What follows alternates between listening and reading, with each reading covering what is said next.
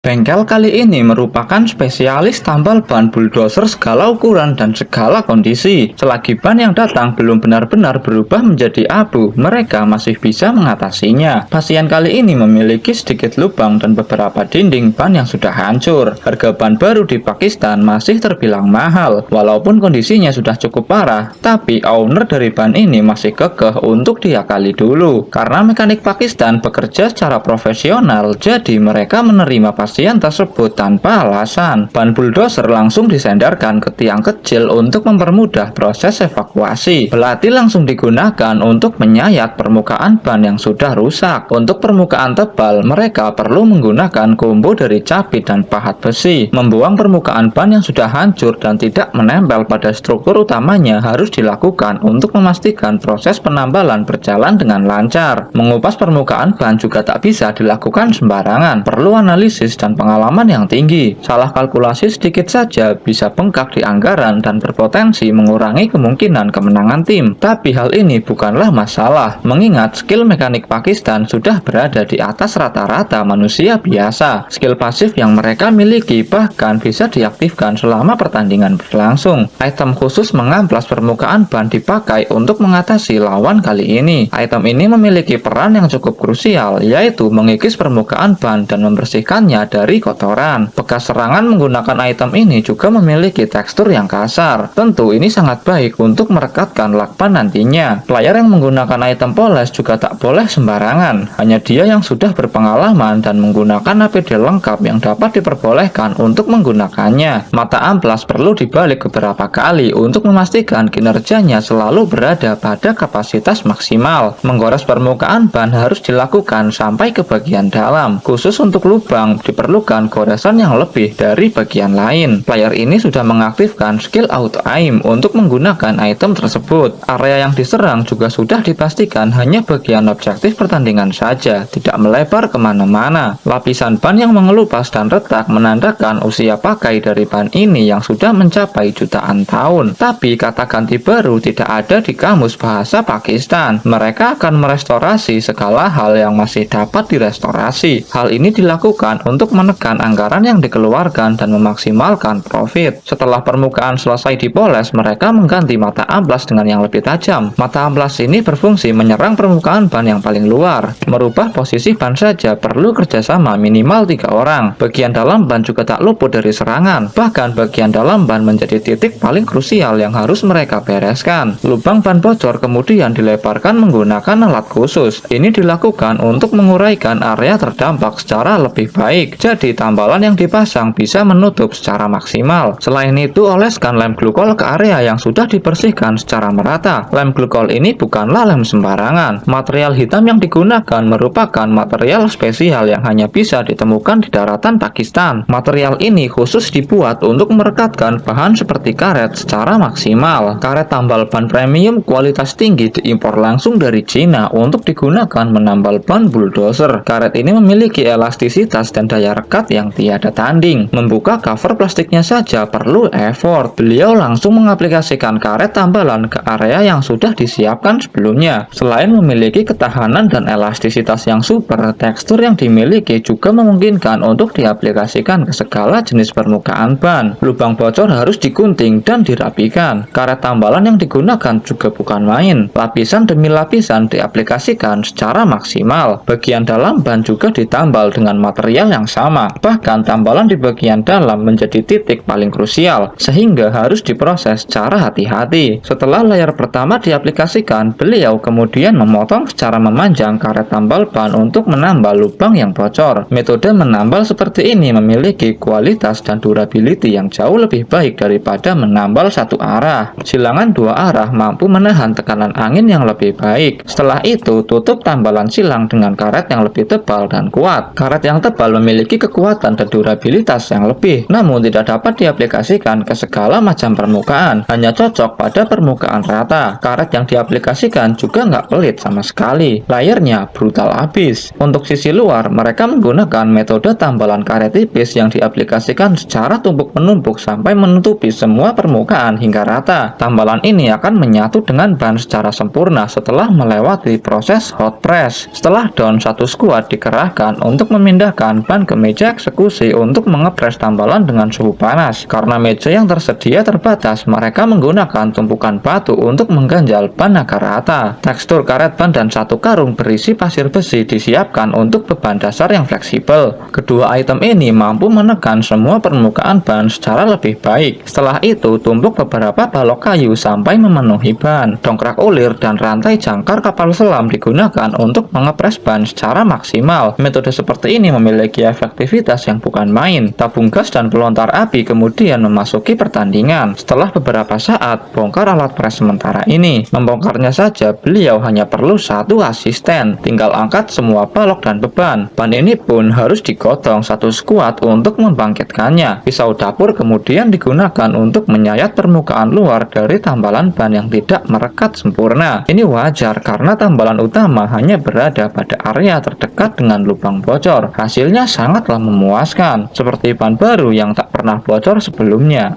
Overpower parah.